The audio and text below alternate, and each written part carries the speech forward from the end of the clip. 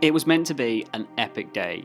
It was going to be like one of the biggest days of my photographic career. Personally, it was just really cool. Professionally, it could have been huge. But I messed it up.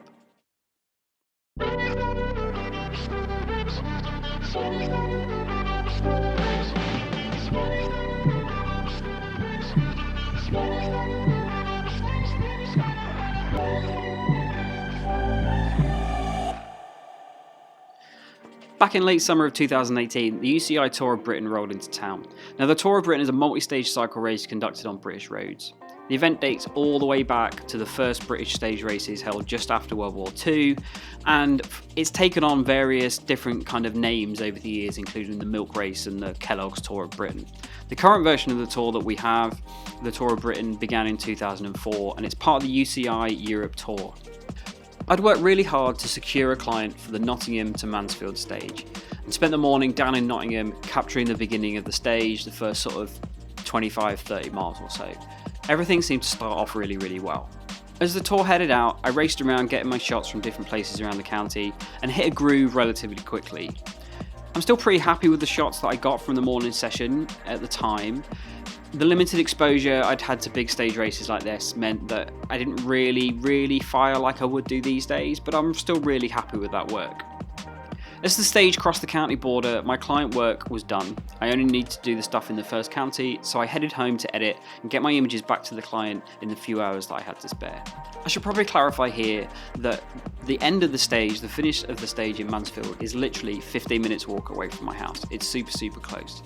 So the plan was to do my client work in the morning, get that all delivered and back to the client, have the client happy, and then to walk down to the stage finish under no client constraints and just really creatively play and get something really awesome using the media access that I had for the day. The race was really hotting up as it headed towards town, so I knew that the chance of getting something really special was on the cards. I had literally everything I needed: a stage finish close to home, great media access, total creative freedom. It should have been a sure thing, but it wasn't. There were too many options and too many decisions to be made. I walked to the stage finish with the idea in my head of getting this really killer shot that showed me off as a creative, as a photographer, and really sold the stage as well, so that then it had the potential to really kick on in social media. I spent so much time overthinking the whole thing that I actually stopped doing what I would normally do in that situation, which is trust my instinct. The plan in my head was like a slow shutter speed pan of the winner as they crossed the line, something I knew I could pull off really well given the chance. I put myself on the side of the finish line on some banking and waited, and then the worst thing happened. People started crowding around the finish line, and it was way more than I expected, and my view essentially got blocked. I'd wanted some spectators in the foreground, but not as many as they were now tightly packed around me. Looking at the clock, I knew I didn't really have time to move a great deal and find a new location, and I panicked. As the leader came down the finish straight, I totally missed him in the melee. The shot I wanted, the one I'd had planned, the one I'd got in my head that would be huge for me professionally, flashed before me, and all I got was the back of spectators' heads. I managed to get this shot of the second or third place rider, but it just wasn't the same. Looking back now with the experience that I had, I knew I made one fundamental mistake. I overthought the whole thing instead of trusting my instincts.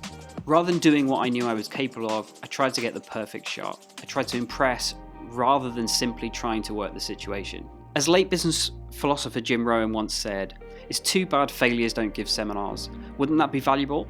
If you met a guy who'd messed up his entire life for 40 years, you've just got to say, "John, if I bring my notes and promise to make some good notes, would you spend the day with me?" As creatives, we're all too eager to share our successes and our trophies. I have one.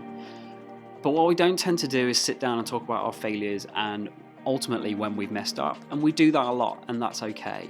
If you're watching this and you're getting your shots wrong, you're getting frustrated, you don't really know what's going on, don't worry, we all do it. We all suffer the same through all the different ranks of amateurs and professionals. It's just part of the creative process. But trust your instincts. Have faith in yourself, and the more you do, the less mistakes you'll make. It's just a process thing and it takes some time. But ultimately, my biggest tip to you is to trust your gut and trust your instincts.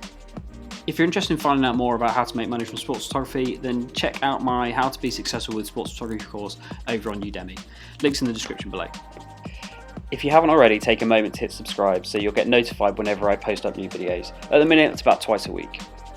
I share most of my work on Instagram too, @BenSnapStuff, so feel free to give me a follow. Till next time.